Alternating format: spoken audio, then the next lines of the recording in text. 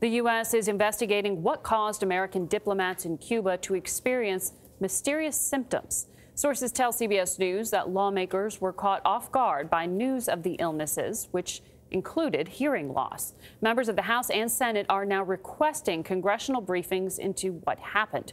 Julianna Goldman is outside the Cuban embassy in Washington. Julianna, good morning.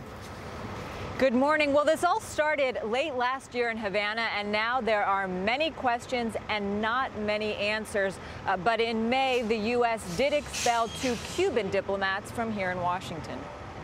Our Americans were not safe. They were not secure, obviously, because something has happened to them. The State Department won't confirm what caused the ailments experienced by diplomats, but said the safety of U.S. personnel is paramount.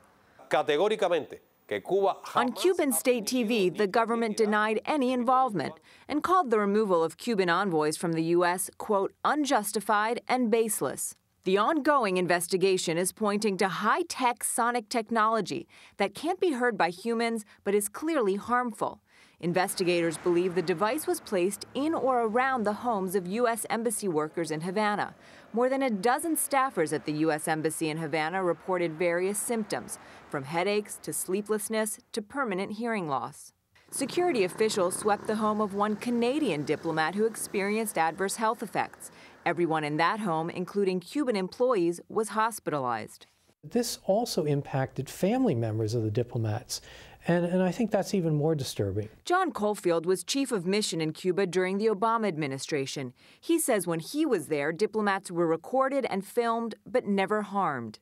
This occurred at a time when relations had improved, and so it would be inconsistent with all the other behavior that I saw by the Cuban government to take action that would physically harm diplomats. Intelligence experts we spoke with told us that most likely what happened was that this was an intelligence gathering operation gone bad, possibly by the Cubans, or it could have even been the Russians. Or this also could have been purposeful harassment of U.S. diplomats abroad. But Vlad, the State Department and the FBI continue to investigate. Julianna Goldman, thank you.